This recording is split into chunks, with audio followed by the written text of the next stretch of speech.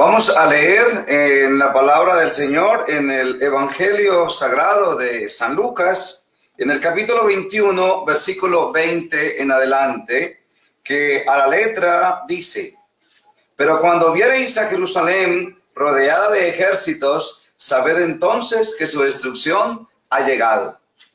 Entonces los que estén en Judea huyan a los montes, y los que en medio de ella váyanse, y los que estén en los campos no entren en ella. Porque estos son días de retribución para que se cumplan todas las cosas que están escritas. La pregunta que me ha hecho no solamente una hermana, sino muchos hermanos y hermanas es: pastor, ¿es hora de irnos al campo? Los videos que circulan por las redes sociales nos dicen que es el momento de irnos, que si nos vamos después va a ser peor y que el momento es ahora, que hay que salir. Si lo hacemos después sería huir. Ahora queremos irnos de una manera planificada. Y esa es la pregunta que vamos a contestar en esta mañana.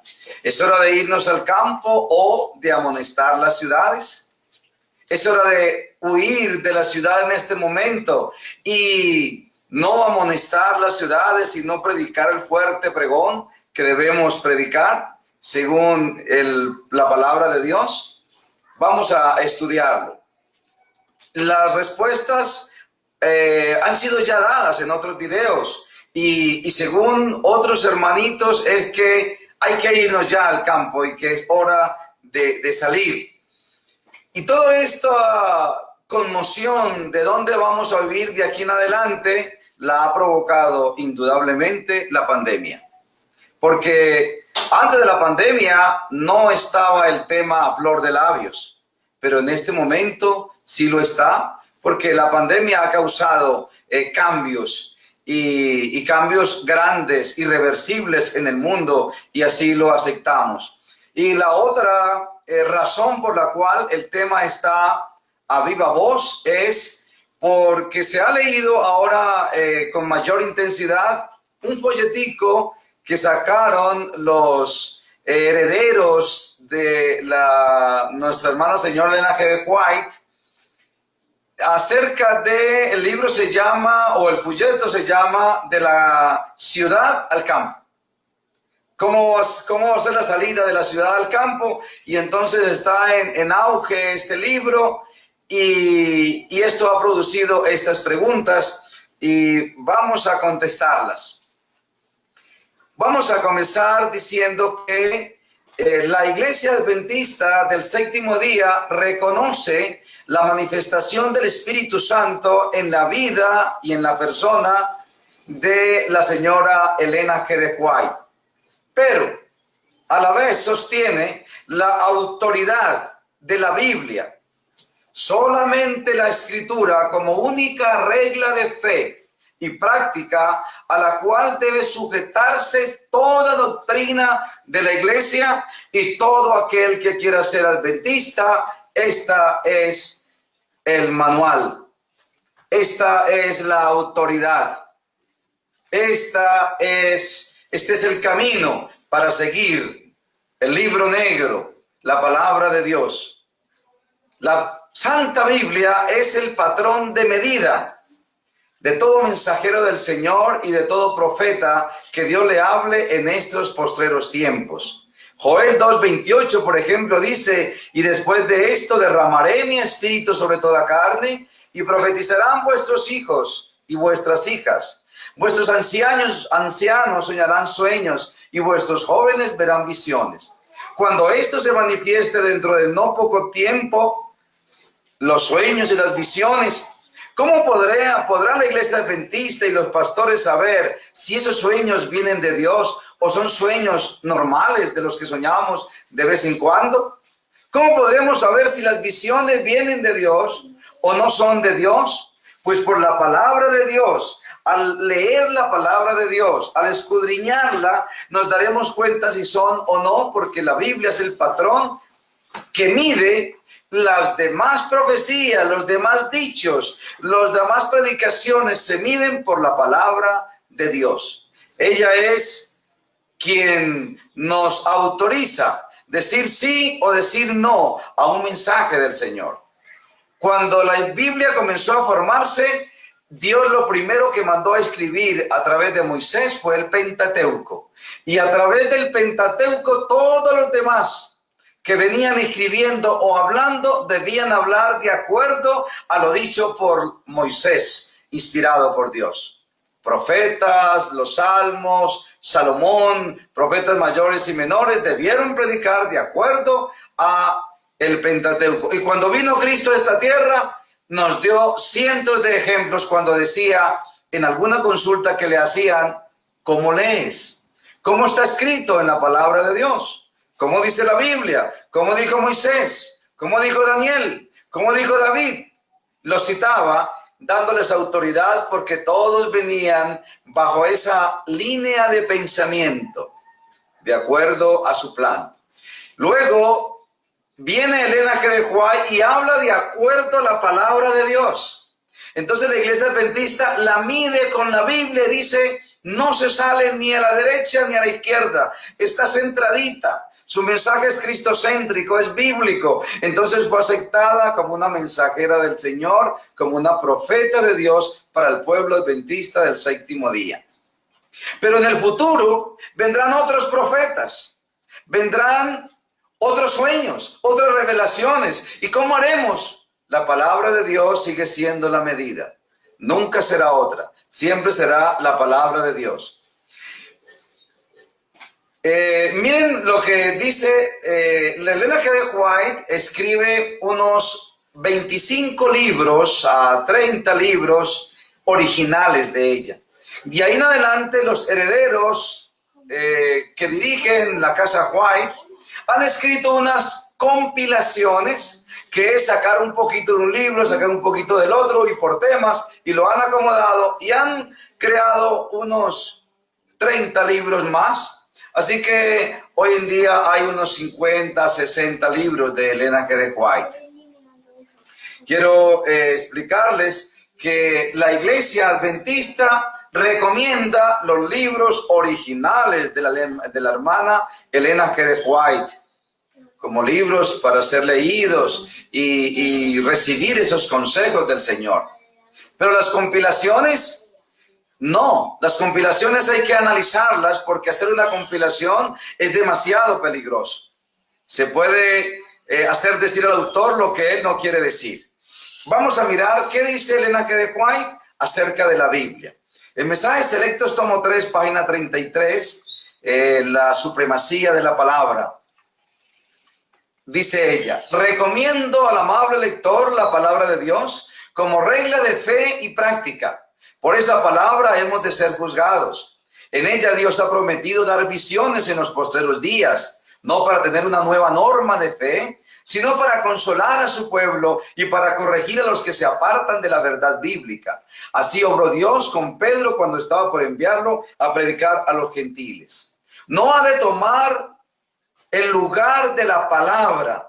El Señor desea que estudiéis vuestras Biblias. Él no ha dado ninguna luz adicional para tomar el lugar de la palabra. Esta luz será con el propósito de concentrar en su palabra las mentes confundidas. Y si se asimila y digiere, es la sangre y la vida del alma. Entonces se verán buenas obras cuando la luz brilla en las tinieblas.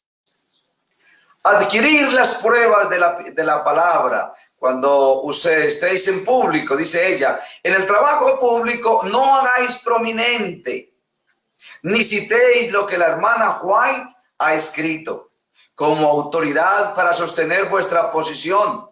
El hacer esto no aumentará la fe en los testimonios.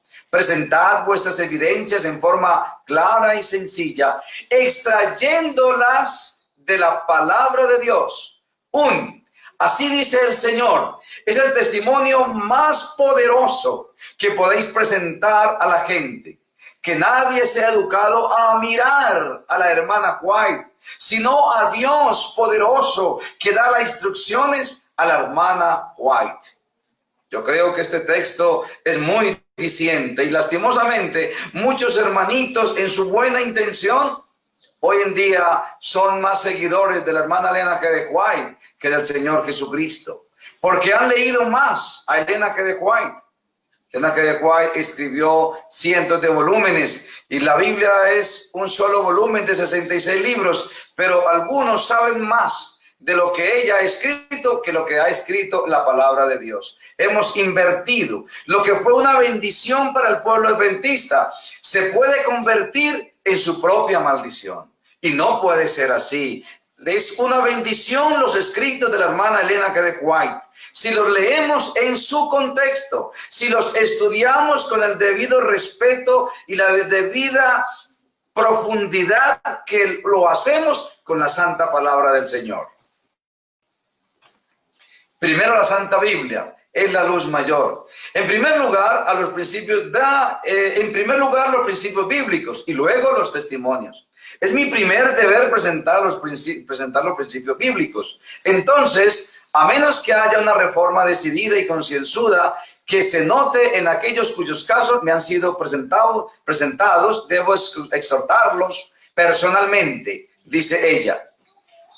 Es decir, que primero estudiamos la Biblia.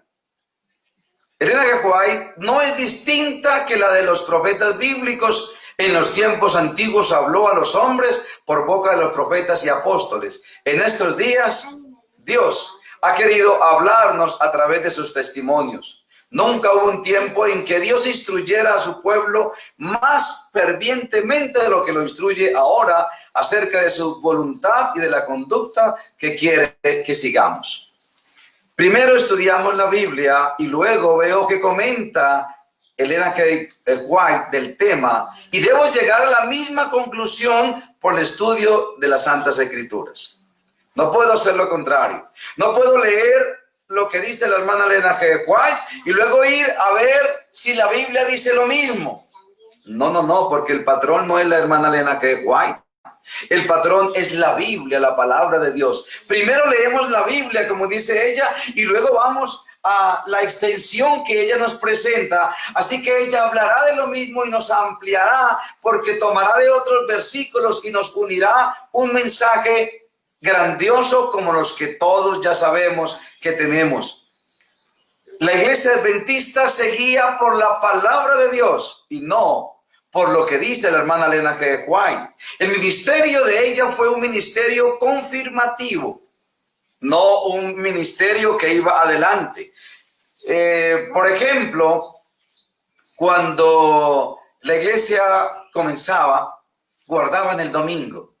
Después del año 1844, el gran chasco, ese grupito que continuó estudiando la palabra de Dios, guardaban el domingo. Cuando se formaron, un día le preguntaron a José Beis, que venía de un viaje en su barco, ¿qué hay de nuevo? Y él respondió, de nuevo, que el santo sábado es el día de reposo. Vamos a estudiarlo.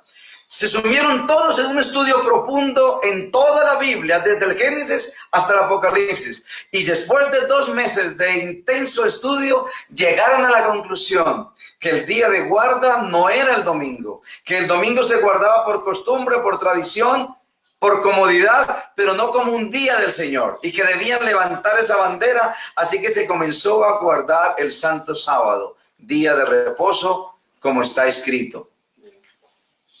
Años más tarde o meses más tarde, Elena G. de White ve una visión donde Dios le muestra los 10 mandamientos, las 2 tablas de la ley, y un halo de luz resplandecía sobre el 4º mandamiento, de Éxodo 28 hasta el 11.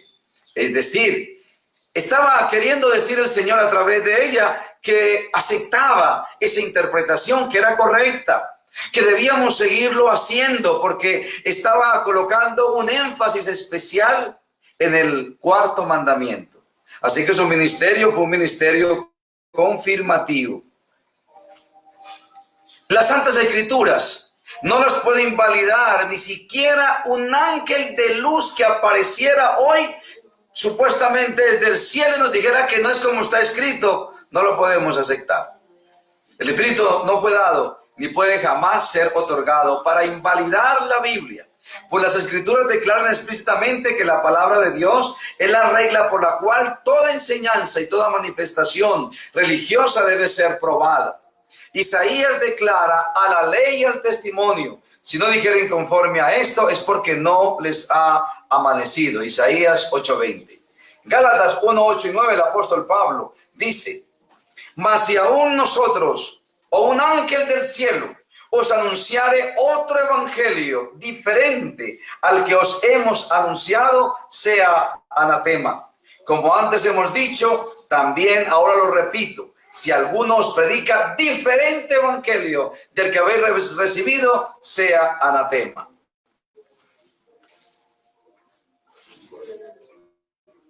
De la misma manera, es decir, que el mismo Espíritu de Dios que iluminó a los profetas y la Santa Escritura, iluminó a Elena G. de White. Por lo tanto, nosotros debemos estudiar de la misma forma que estudiamos la Santa Biblia, estudiar los escritos sagrados.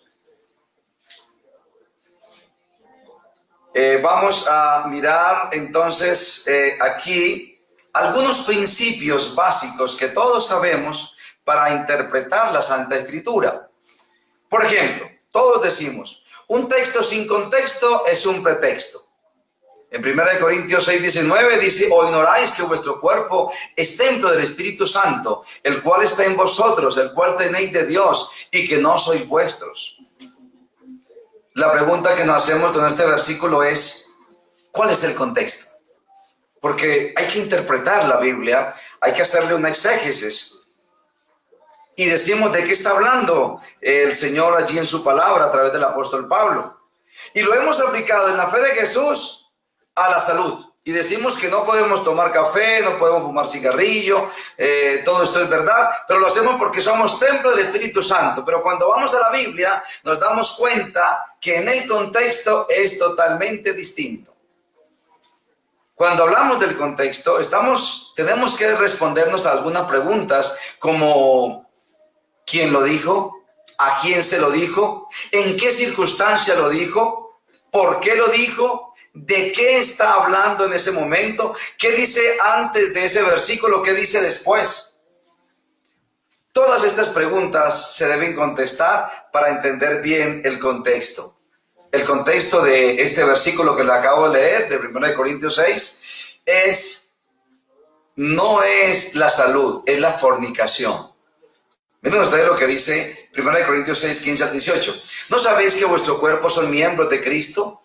¿Quitaré pues los miembros de Cristo y los haré miembros de una ramera? De ningún modo. ¿O no sabéis que el que se une con una ramera es un cuerpo con ella? Porque dice: los dos serán una sola carne.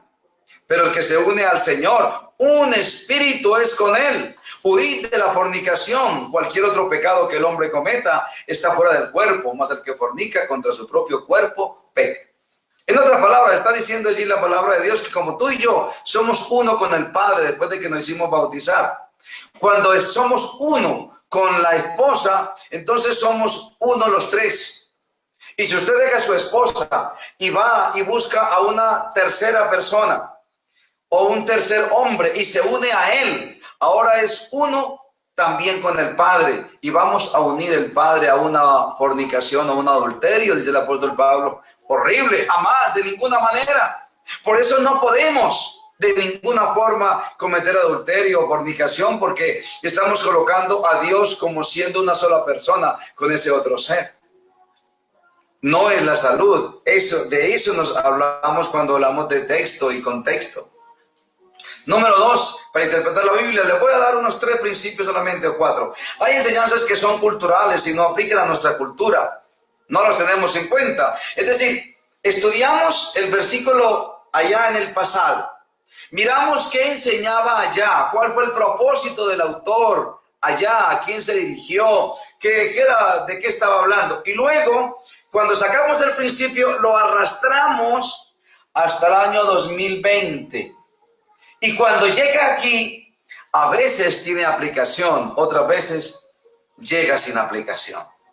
Un ejemplo, cuando usted y yo hablamos de la circuncisión, que era la manera de unirnos al pueblo de Dios antes de Cristo, Eso era un acto que se hacía regla de 3. Los niños a los 8 días los circuncidaban y pertenecían al pueblo de Dios.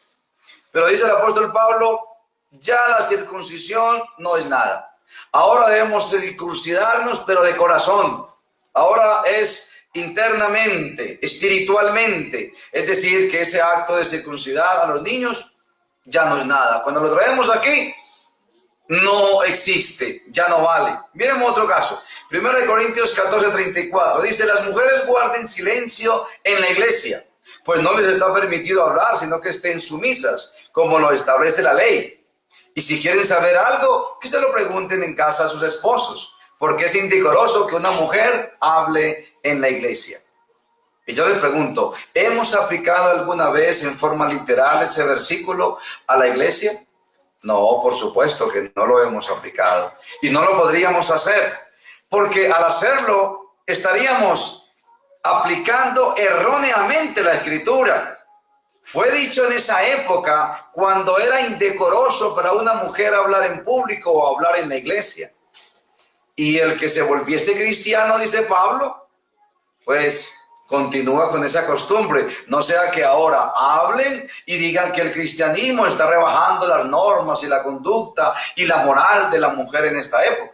Pero hoy en día no es mal visto que una mujer hable en público. Así que las mujeres adventistas y cristianas hablan en público y predican, y qué maravilloso es. Y eso es correcto. Por lo tanto, este versículo no lo podemos aplicar, porque al traerlo aquí a nuestra cultura, no aplica. Es como si este versículo no existiera, porque no lo aplicamos en ningún momento. Otro principio. A excepción de Daniel y Apocalipsis, lo que la Biblia diga debe interpretarse en forma literal, a no ser que el contexto indique lo contrario. En Mateo 5:41 dice, y cualquiera que te obligue a llevar carga por 1 milla, ve con él 2. Esto es literal. Debo interpretarlo en forma literal, dice este principio. Entonces yo digo, bueno, aquí en la tierra, ¿quién me obliga a mí a cargar una carga por 1 milla y debo ir 2? No, nadie. Así que en forma literal yo no tengo por qué aplicar este versículo porque no, en mi cultura no aplica. Entonces yo digo, bueno, tiene una aplicación espiritual. Simbólica. Bueno, entonces ya no puedo aplicarlo en forma literal, sino simbólica, porque el contexto me está diciendo que no aplica. Ve con él 2 millas. Bueno, sí, cuando una persona me pide un favor y otro favor y vuelve a pedirme otro, estoy cansado, pero me acuerdo, oh Señor, tengo que ir la 2ª milla, así que bueno, vamos otra vez. Y le servimos con amor y con cariño, porque estamos recorriendo la 2ª milla, es decir, doblarnos en esfuerzo para ayudar, para servir a los demás como nos lo mandó Cristo Jesús. Ahí sí viene una aplicación. Así que este es un cuarto y último principio, porque hay muchos, pero solamente estos 4 por razón de tiempo. Dice, tenemos que mirar el significado original de las palabras. Es muy importante saber lo que significa la palabra etimológicamente, lo que significaba socialmente en aquella cultura, porque la Biblia no fue escrita ni en nuestro idioma, ni en nuestra época, ni en nuestra geografía. Muy diferente cada cosa. Entonces tenemos que irnos y trasladarnos allá donde fue escrito para extraer el principio y traerlo, rastrearlo, arrastrarlo hasta el año 2020.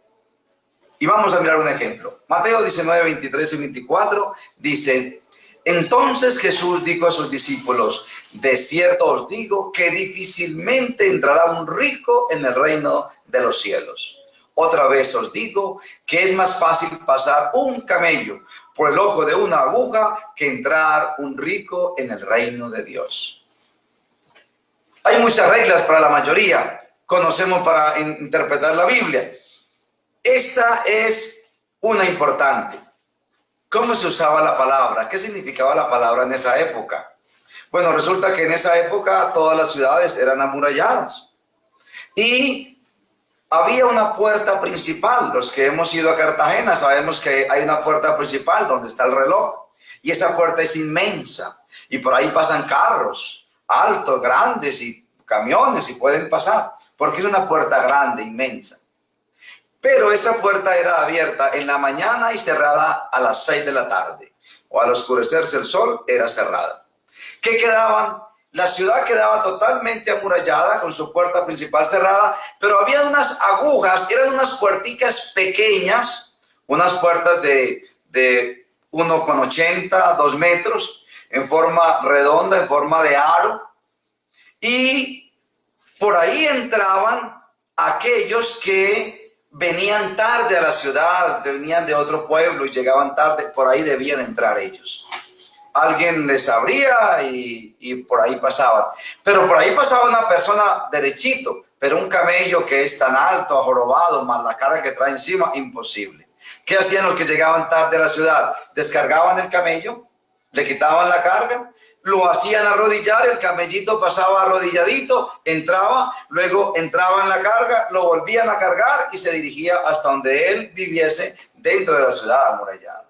Eso es pasar el camello por el ojo de una aguja. Hoy lo interpretaríamos, caramba, pasar el camello, un camello inmenso por el ojo de una aguja, diríamos, los ricos no se pueden salvar. Dios dijo aquí que es imposible. No, Dios dijo que era difícil, así como es difícil pasar literalmente el camello por una puertica de esa pequeña, es también difícil que un rico se salve por el amor al dinero, por los compromisos, por tantas cosas. Jesús dijo que era difícil, mas no imposible. Así que al entender el significado de esa palabra, entendemos lo que Jesús dijo y luego lo traemos aquí y lo podemos explicar. Y hoy no diríamos, es más fácil que el camello pase por el ojo de una aguja que un rico salvarse. No, tendríamos que adaptar otro dicho, a lo cual que sea difícil, mas no imposible.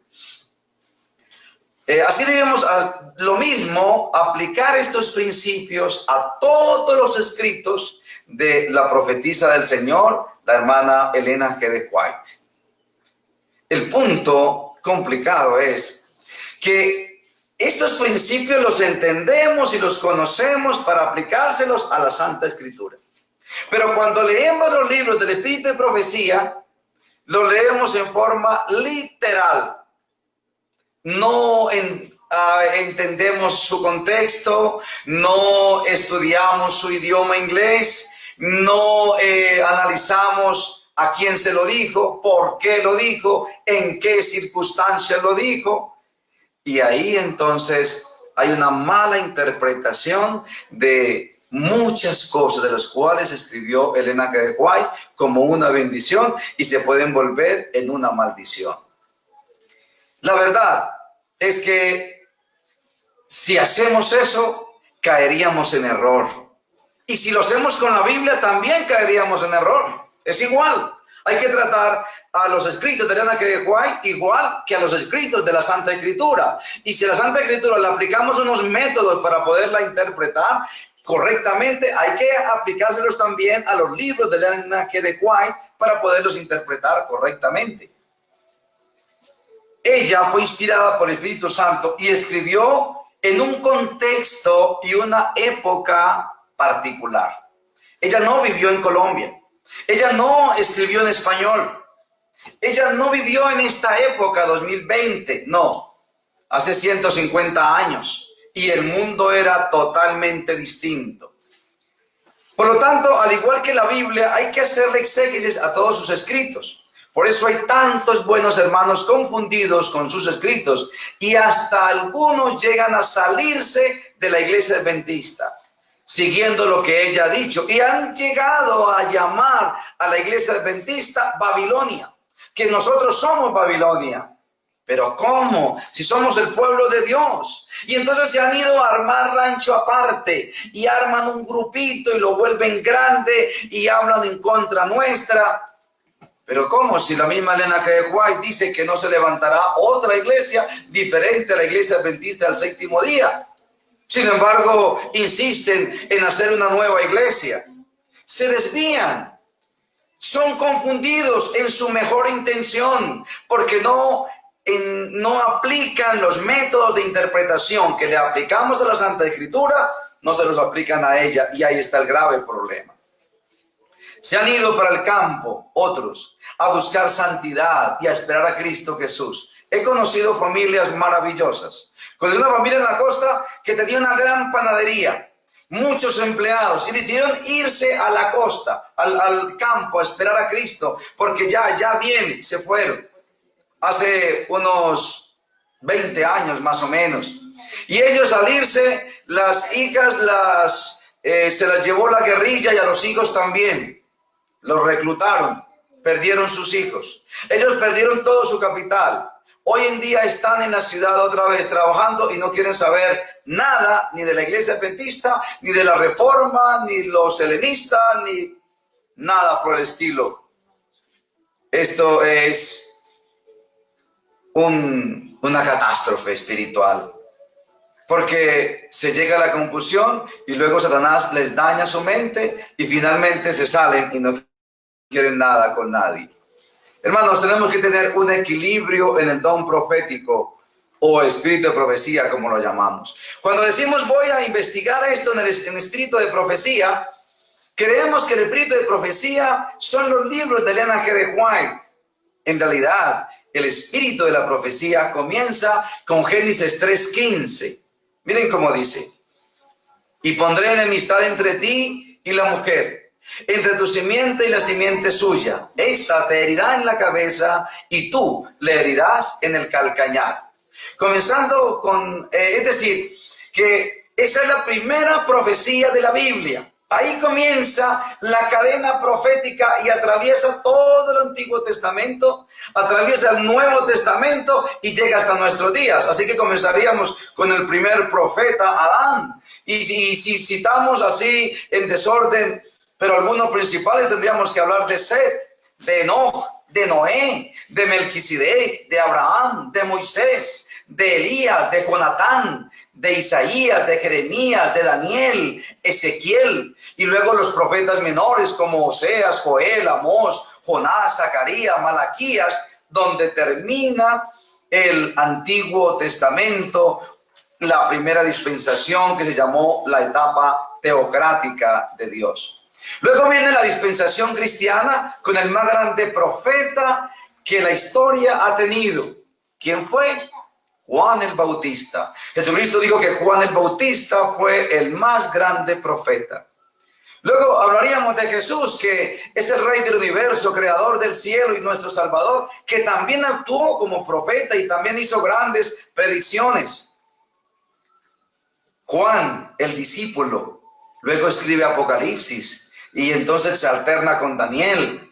Fue un gran profeta. Y de Juan, el discípulo amado, viene Ellen G. de White, que ha sido mensajera del Señor desde el año 1827, su nacimiento, hasta el año 1915, y todos los libros que nos ha dejado como consejo y orientación para la iglesia adventista. Y luego vendrán otros, según Joel 2:28, vendrán otros, ya lo leímos, que vendrán otros con visiones y con sueños, y todo se analizará a través de la palabra de Dios. El don profético viene desde allá. Por lo tanto, si usted y yo vamos a estudiar un tema en el don profético, debemos estudiarlo en todo lo que la Biblia dice, en toda la cadena profética, desde Adán hasta nuestros días. No podemos solamente tomar un autor y hablar de ese autor y hablar de ese tema y presentarlo y decir esto es lo único que hay. No, tenemos que complementarnos. Un ejemplo podría ser, usted va a hablar del divorcio y va a hablar de lo que dijo el apóstol Pablo en 1 Corintios 7 y ya no presenta más nada. Usted va a presentar un mensaje con 3 patas, un mensaje que le falta un toque, que le falta un equilibrio. ¿Por qué? Porque él no lo dijo todo acerca del divorcio. Ahí tenemos a Cristo Jesús en Mateo 18, en Mateo 5. Hay que hablarlo también. Hay que hablar también lo que dijo Habacuc, ¿verdad? Lo que dijo Malaquías, lo que dijo Zacarías, lo que dijeron los demás profetas. Y entonces tenemos ahora sí un equilibrio. Cuando presentamos un mensaje extraído solamente de un libro, presentamos es una apología. Un mensaje sesgado a lo que yo quiero que diga, pero no estoy presentando un mensaje bíblico que se debe extraer de toda la palabra de Dios, de todos los profetas, desde la antigüedad hasta Ellen G. de White. Por lo tanto, ahí donde caemos en errores. Los profetas debemos tener en cuenta que no son perfectos, que los profetas se han equivocado, que no son infalibles. Pero cuando un hermanito de estos que se ha ido a un extremo, se le habla que Elena G. de White pudo haber tenido errores y los tuvo, entonces se coloca la mano en la cabeza y no puede ser, y esto es Babilonia. No. Jonatán fue el profeta que Dios utilizó en la época de David. Y David le dijo a Jonatán, voy a hacer el templo para Dios.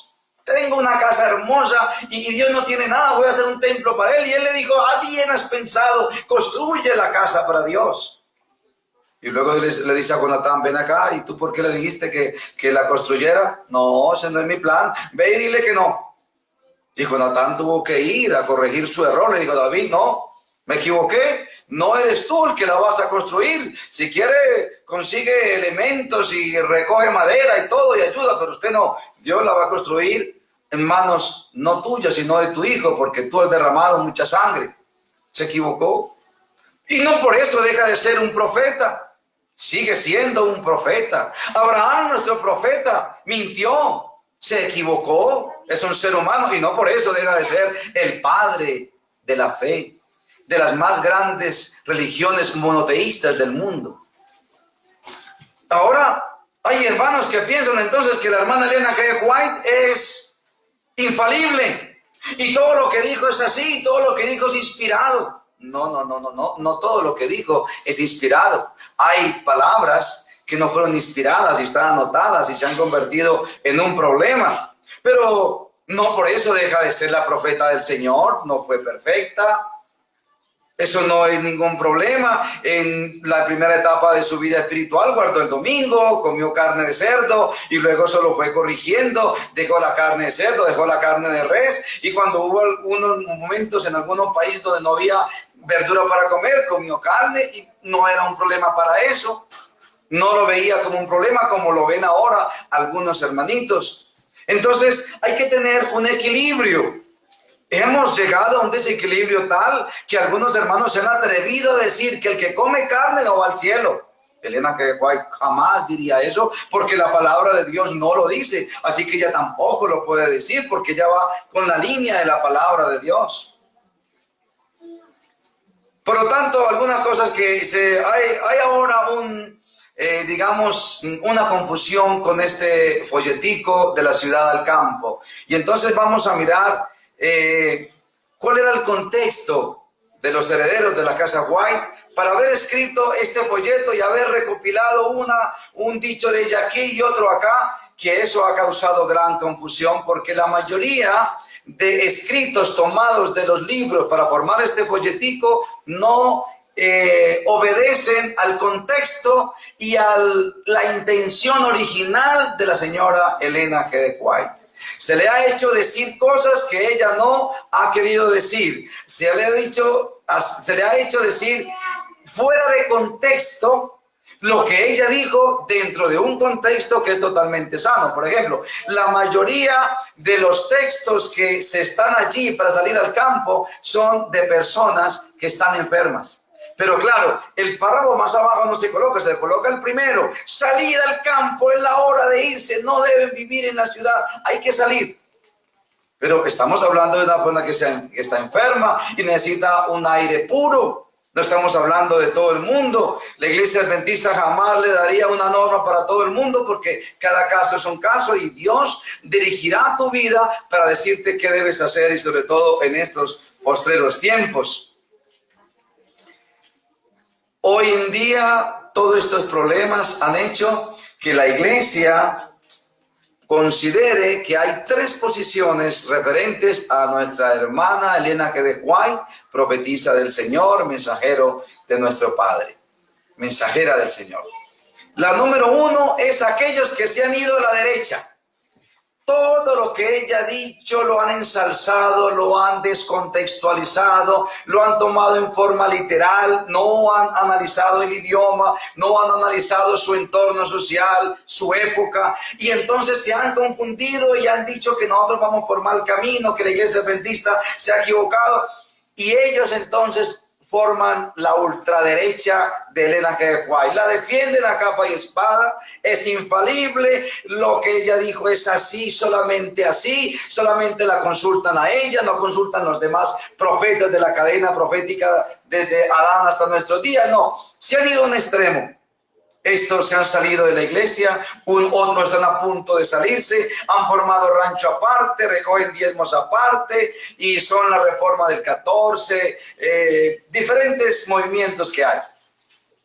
Segundo, hay un extremo izquierdo y es que estos hermanos, al ver tantos problemas aquí del lado derecho, dicen, no, yo más bien no tengo nada que ver, yo mi Biblia y solo mi Biblia y ya, y yo no creo en Elena G. de White, no hablo de ella, no leo sus escritos, y se han ido al otro extremo de la calle. No tener nada que ver, no creer, no hablar, no predicar. Y esto es otro extremo que también es malo. ¿Dónde está el ideal? Estemos en el centro.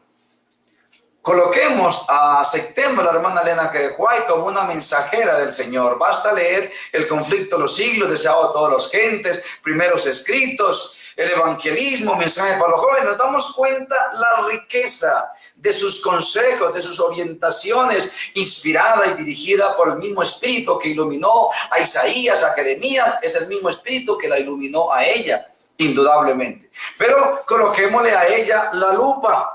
Coloquémosla a ella, contextualicemos sus escritos, analicemos dónde los escribió, por qué los escribió, cuál era su cultura. Y vamos a hablar un poquitico de eso que creo que es importante hablárselos. Miremos el contexto en que se escribió, por ejemplo, los escritos de ella y sobre todo el escrito de La ciudad al campo. Vamos a verlo. Y antes, retomemos la pregunta. ¿Es hora de salir al campo? Y la respuesta es, nunca ha sido hora de vivir en la ciudad. Nunca. No fue el plan de Dios. Desde el Génesis hasta hoy es hora de vivir en el campo. La ciudad no fue plan de Dios. La primera ciudad la hizo Caín, el enemigo de Dios. En Génesis 4:17 dice, y conoció Caín a su mujer, la cual concibió y dio a luz a Enoc, y edificó una ciudad, y llamó al nombre de la ciudad el nombre de su hijo Enoc, miembro del primer poderoso. Y luego Nimrod hizo la segunda ciudad, la torre de Babel. Así que no fue el plan de Dios. El plan de Dios fue como Enoc, que vivía en el campo y salía a amonestar a las ciudades. Abraham, Dios le pidió que saliera de Ur de los Caldeos. Juan el Bautista vivía en el desierto como buen escénico, vivía en el desierto y predicaba a orillas del río Jordán. Sin embargo, Pablo hizo todo el ministerio en las ciudades porque se necesitaba. Analicemos el contexto de Elena G. de White, su época, su cultura. Miren, el librito de La ciudad del campo no es de la señora White, es una compilación. Son muy peligrosas porque le hacen decir al autor lo que no quiso expresar, al unir un párrafo con el otro en forma salteada, sin tener en cuenta el contexto. La Iglesia Adventista recomienda sus libros, no las compilaciones. Si hacemos una compilación de la Biblia, le haríamos decir a la Biblia cualquier cosa horrible que la Biblia nunca quiso decir. Esa compilación fue publicada en el año 1946. Ya ella había muerto en el año 1915.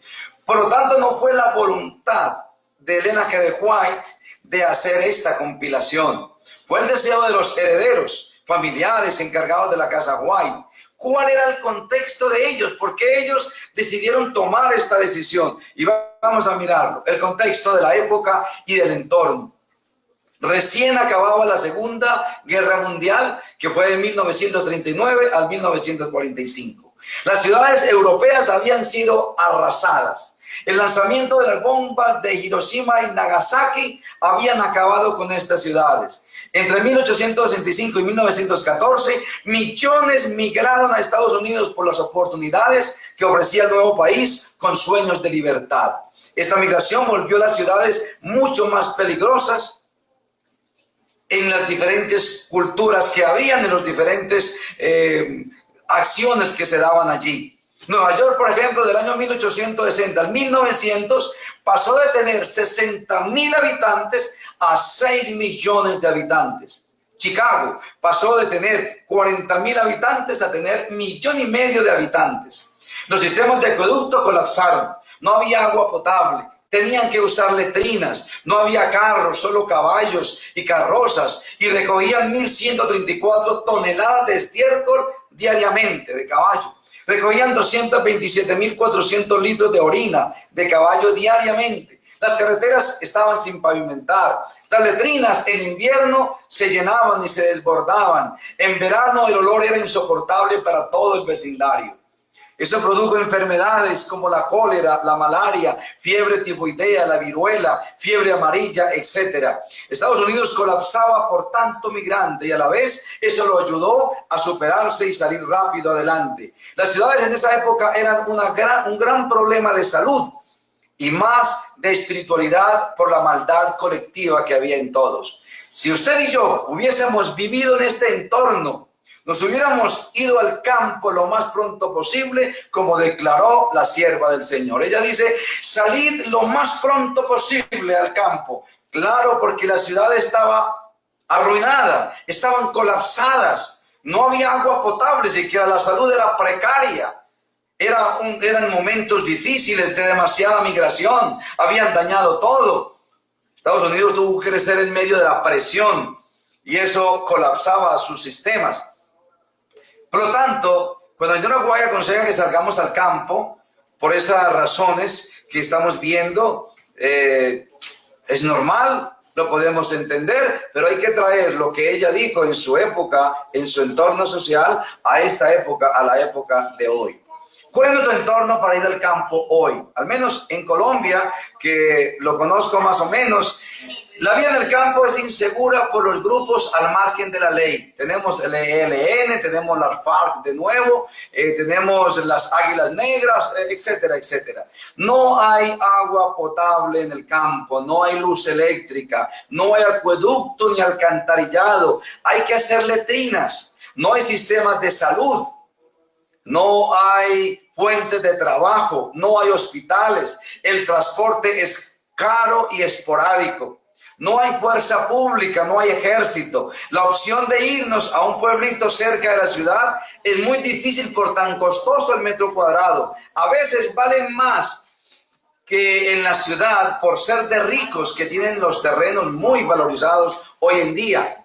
Si desea usar la luz del sol, para la luz eléctrica vale 12 millones del sistema para la casa y una batería que debe cambiarla cada año y vale 1,5 millones de pesos. La hectárea está a 40 millones y una casa de 3 cuartos vale por lo menos 60 a 80 millones. Si se va al campo, compre tierra que tenga nacimientos de agua propia y que la tierra sea negra para que pueda cultivar.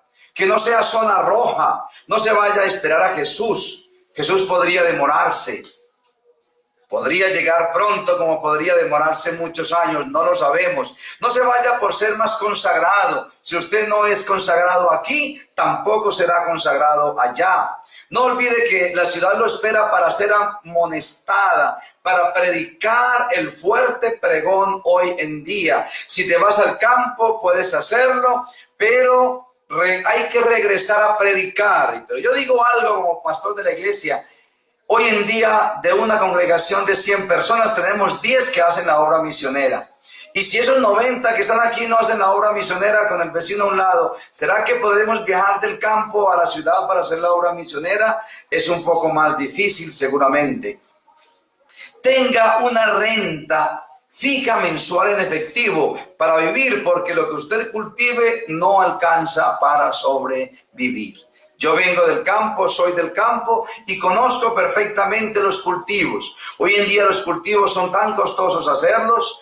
hay los venenos que hay que comprar para matar las plagas, son tan costosos que al final que usted hace una producción no le queda un centavo de ganancia. Es muy difícil, tendría que cultivar mucha tierra y ese no es el plan. Así que usted necesita tener de qué vivir en el campo. Una hermana me llamó y me dijo, le voy a comprar 3 hectáreas allá en Rovira, de lo que está vendiendo la asociación, a 40 millones de hectáreas, listo, vamos a venderle. Y le dije, ¿y usted cómo va a comprar y de qué va a vivir en la ciudad? Y me dijo, no, voy a vender mi casa y voy a comprarle las hectáreas, hago una casita allí y ahí vivo. ¿Y de qué va a vivir? No, yo siembro y de eso vivo. Le digo, mentira, eso no se puede. Usted no podrá, si usted siembra maíz, a los 3 meses cosechará. ¿Y qué va a hacer a los 3 meses? Si siembra yuca, se demora 6 meses para ver la cosecha. Si siembra aguacate, se demora 4 años para ver la cosecha. Si siembra naranja, demora 2 años. ¿Cómo va a hacer usted para vivir?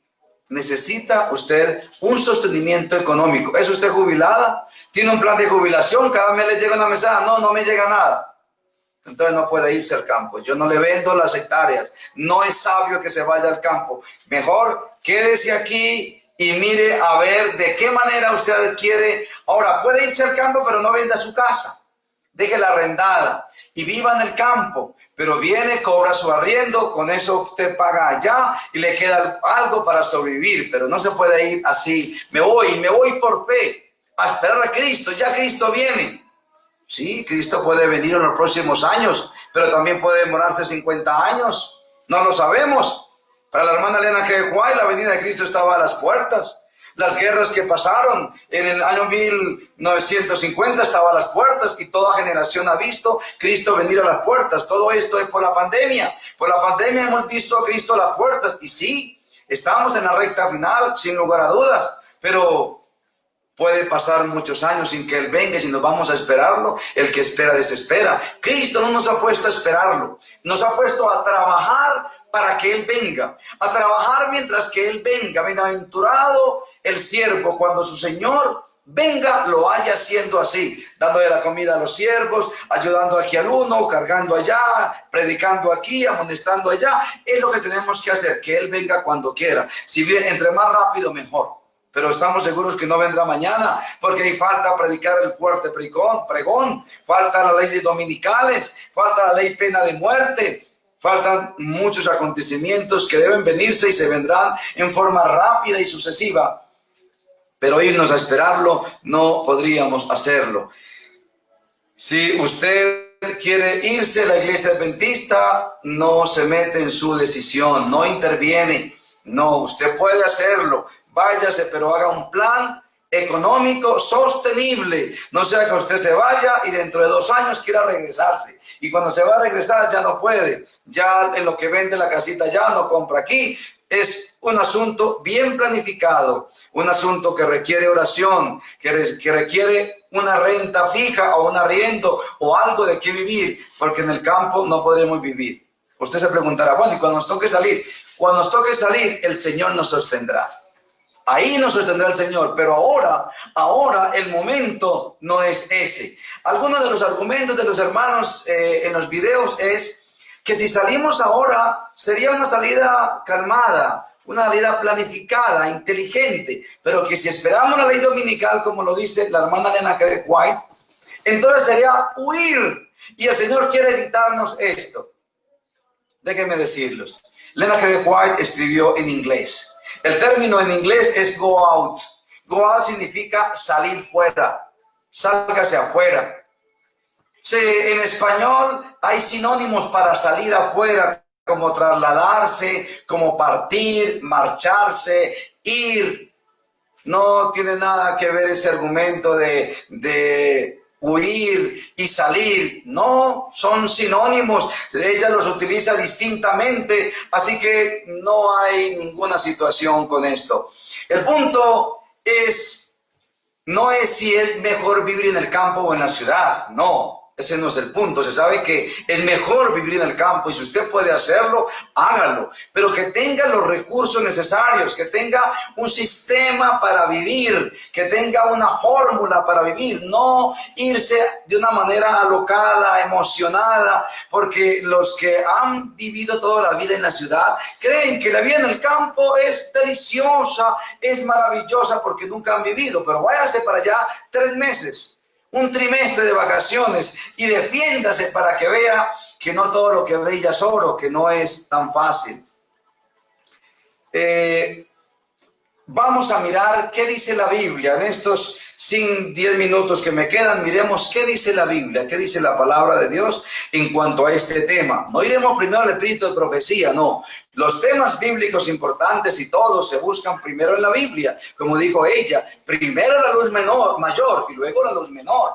Primero vamos a la Biblia. Miremos la Biblia como dice. Mateo 24, 15 y 20 dice, por tanto, cuando veáis en el lugar santo la abominación desoladora, de la que habló el profeta Daniel, el que lea entienda, entonces los que estén en Judea huyan a los montes. El que esté en la azotea no descienda para tomar algo de su casa. El que esté en el campo no vuelva atrás para tomar su capa. Mas ay de las que estén en cinta y de las que críen en aquellos días. Orad pues, porque vuestra huida no sea en invierno ni en día de reposo.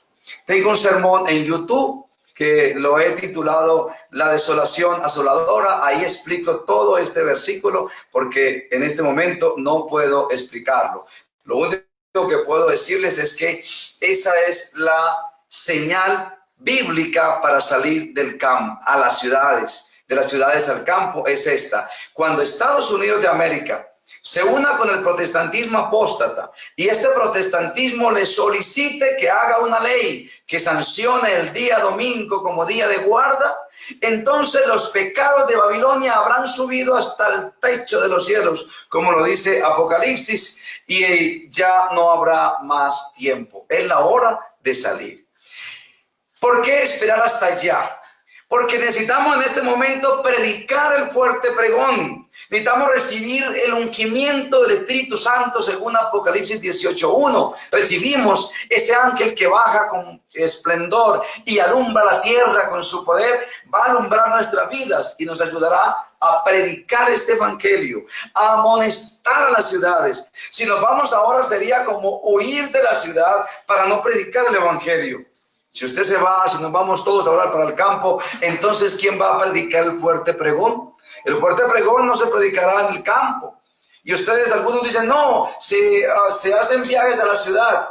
Eso sí es mucha mentira. No predicamos aquí, vamos a predicar viniendo desde allá. Esta es la hora para quedarnos en la ciudad y mantenernos en la predicación del evangelio del Señor. Si usted puede irse y venir desde allá a predicar, maravilloso. Si no, quedémonos aquí, prediquemos el fuerte pregón, permitamos que el Espíritu Santo llene nuestras vidas y hagamos milagros, porque el Señor hará grandes milagros a través de ti y a través de mí. Satanás también los hará, según Apocalipsis 13:15 en adelante. Él también los hará, pero el Señor hará sus milagros a través de nosotros. No podemos irnos en la mejor época. Este es el mejor momento para predicar el evangelio a toda nación, haciéndolo con el internet, con el Facebook, haciéndolo enviando mensajes, pequeños videos, comprando folletos y repartiendo, dando estudios bíblicos. Debemos predicar el fuerte pregón y este es el momento de predicarlo. Este no es el momento de vender la casa y irme para el campo. Es el momento de que si tú tienes 2 casas, véndase una y repartámosla en literatura, en Biblias, en medios de comunicación como cámaras, captadoras, computadores y transmitamos al mundo este mensaje. Y este mensaje llegará a los rincones. Es el momento de predicar el bendito evangelio, de cumplir la misión. Si leemos el conflicto de los siglos, los últimos 7 capítulos, nos vamos a dar cuenta que el mensaje de Elena G. de White, la profetisa del Señor, es vayámonos a cumplir la misión. Mateo 28, 19 y 20 nos habla de esa misión y debemos cumplirla ahora. Este es el momento. Saldremos de esta pandemia. Habrá un tiempo de paz y tranquilidad. Aprovechemos ese tiempito. Si usted nunca había predicado el evangelio, es hora que lo prediquemos. Este es el momento de hablarle a tu hermano, a tu amigo, a tu papá, a tu abuelita, a tu vecino, a las comunidades lejanas a través de los medios de comunicación. Este es el momento de hacer esfuerzos económicos por adquirir estos medios, adquirir cámaras, adquirir todo esto para transmitirlo. Es el momento de comprar estos medios de comunicación para que nuestra transmisión llega más nítida, más clara y llegue a todo el mundo. Es el momento de estudiar la palabra de Dios, de consagrarnos, de confesarnos y que el Señor nos utilice como antorchas de luz para este mundo. Jerusalén iba a ser destruida y Cristo no le dijo a los discípulos que se fueran, digo, no, quédense aquí, van a recibir el poder del Espíritu Santo y van a predicar el Evangelio. Esta generación no pasará sin que venga la destrucción, y efectivamente la destrucción vino. Ellos estuvieron hasta el último momento en Jerusalén, hasta el último momento, y cuando ya los ejércitos estuvieron allí rodeando, dijeron los cristianos, es hora de salir, es hora de irnos, de trasladarnos. Y se fueron. Y ninguno de los cristianos murió. Ninguno de los que obedeció la palabra de Dios murió. Si hoy obedecemos esa misma señal que inequívocamente es la ley dominical, cuando sea sancionada, tendremos el tiempo para salir. Dios hará que la gente en las fincas nos las venda más económicas. Quieran irse de las fincas y nos las vendan a precio regalado. Será el momento de irnos. No será el momento de huir, no, porque la ley dominical no es momento de huir, es momento de salir. Huir es cuando salga el decreto pena de muerte, porque son dos leyes, la ley dominical que saldrá, y cuando ella sale, cualquier ley cuando sale, primero la anuncian en la televisión, la socializan y luego el presidente la firma, la sanciona, sale en Gaceta Oficial y eso demora entre unos 6 meses, 8 meses, 1 año. Y luego que esa ley salga, ya habremos tenido tiempo para ir vendiendo poco a poco nuestras cosas y salir. Y luego, más adelante, cuando se den cuenta que los juicios del Señor comienzan a caer en esta tierra, van a sacar una pena de muerte para nosotros. Y ahí sí, de donde estemos, en los campos, tendremos que irnos a los montes. Así nos tocará escondernos, y el Señor nos esconderá, al igual que a Elías nos va a sostener, y ninguno de sus hijos va a perecer. Solamente aquellos que Dios haya colocado como estandartes de la verdad y como semilla para que otros crean. Porque el Señor le dijo a Babilonia, salid de allí, pueblo mío. En Babilonia hay un pueblo en el mundo católico, en el mundo evangélico. Ellos deben salir. ¿Salir a dónde? Salir a reunirse con nosotros, a guardar los 10 mandamientos. Y nos vamos ahora todos para el campo. Entonces, ¿quién va a llamar a esa gente? ¿Quién va a predicar? ¿Quién va a amonestar las ciudades? Es el momento de predicar, el momento de quedarnos aquí y avanzar en la predicación del Evangelio del Señor. Y el Señor nos va a dirigir, Él nos va a acompañar. Si usted se va ahora para vender una propiedad, tendrá que venderla regalada. Ahora nadie está comprando, no es el momento de vender, no es el momento de ir a comprar, es el momento de predicar el Evangelio y amonestar las ciudades, porque está a punto de que la ira del Señor llegue a su colmo por la ley dominical que muy pronto saldrá. Igual no sabemos cuándo, podría salir el otro año, podría demorarse 10 años, no lo sabemos. Podría demorarse 20 años. Para Elena G. White estaba ahí, en el 1880 estuvo ahí a punto de salir y luego no salió.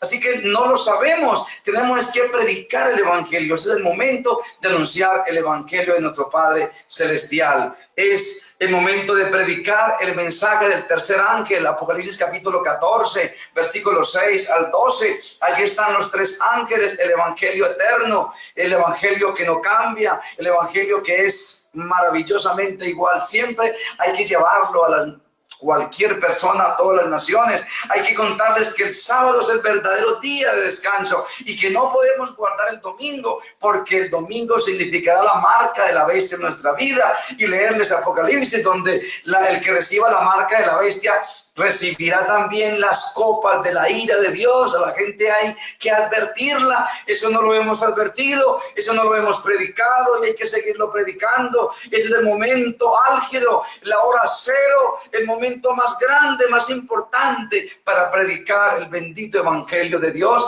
y hacer cualquier esfuerzo económico, de tiempo, de conocimiento para llevar las buenas nuevas a todas las personas. a través de las revistas, de las publicaciones, de los libros. Es el momento para que usted saque dinero de sus ahorros e invierta en el conflicto de los siglos y lo repartamos y lo regalemos para que la gente abra sus ojos y se dé cuenta. Este es el momento de hacer eso. No es el momento de estar pensando a dónde me voy a ir, a dónde voy a huir muerto de miedo. No, este es el momento más importante donde Dios espera utilizarte a ti como el único medio para llevar el evangelio. El Señor no mandará 3 ángeles por el aire a que vuelen y prediquen el evangelio. Los ángeles somos usted y yo. Vayamos a predicar este bendito evangelio.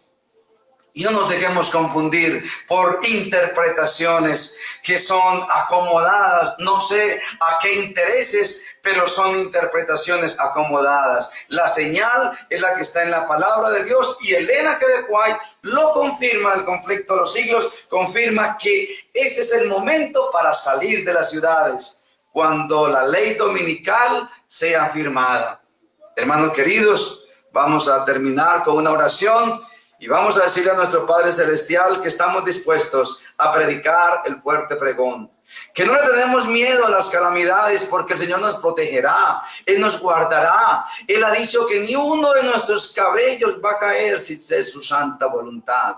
Al igual que los 3 jóvenes hebreos, si nos llegaran a tirar a un pozo de leones o a un horno de fuego, el Señor nos protegerá, porque estamos para eso, para levantar el estandarte de Cristo Jesús y predicar a viva voz el evangelio del Santo Sábado. Es el evangelio de hoy, es la verdad presente. El sábado como día de guarda, la mortalidad del alma. No hay mortalidad, hay es mortalidad, y la inmortalidad solamente la tiene Dios. Eso hay que predicarlo en estos tiempos. Hay que predicar el engaño de Satanás, que será a través del espiritismo hacernos ver los muertos. Ese será el engaño satánico. Hay que predicar sobre eso, sobre un mensaje presente. Dios nos ayude, nos dé fuerza y valor de predicar este bendito evangelio y de quedarnos donde Dios quiere que nos quedemos, para que el evangelio corra y sea glorificado su nombre. Y el día que haya que salir, ese día saldremos obedientemente, el día que salga la ley dominical. Vamos a inclinar nuestro rostro y vamos a orar. Señor y Padre, estamos contentos por todo el amor y la bendición que nos has dado. Estamos contentos porque tu palabra es inequívoca y tu profeta tampoco se ha equivocado. La hora de salir es cuando la ley dominical sea anunciada. Es la hora de prepararnos para hacer una salida. El que pueda salir ahora, Señor, y quiera salir, ayúdalo entonces que se vaya. Ayúdalo, pero en esa ayuda, oh Padre, debes entender que debe tener cómo vivir, Señor, y debe volver para predicar el santo evangelio en las ciudades. Ayúdanos, Señor, a hacer grandes esfuerzos económicos, de conocimiento, de tiempo, para que saquemos el tiempo y los recursos y podamos predicar a viva voz el mensaje del tercer ángel. Necesitamos predicarlo ahora más que nunca. Ha caído Babilonia, Señor. Te ha hecho dar la ira enorme y derramarás las plagas a este mundo. Pero antes de ello debe predicarse la última amonestación a este mundo, y la haremos nosotros, tu pueblo, tu único pueblo en esta tierra que tiene la santa ley de Dios intacta, que estaríamos dispuestos inclusive a morir por ella si fuera necesario. Si no necesitas para ello, lo haremos, Señor bendito, con tal que tu ley sea exaltada, glorificada, alabada, venerada, porque esa ley te representa a ti. Tú eres nuestra ley. Quédate con nosotros, Padre. Perdona nuestros pecados y ayúdanos a comprender e interpretar también los escritos de Elena G. de White. Poderles aplicar los mismos métodos bíblicos para que lleguemos a las conclusiones correctas. Danos tu bendición y tu compañía. Lo decimos en el nombre del Padre, del Hijo y del Espíritu Santo. Amén.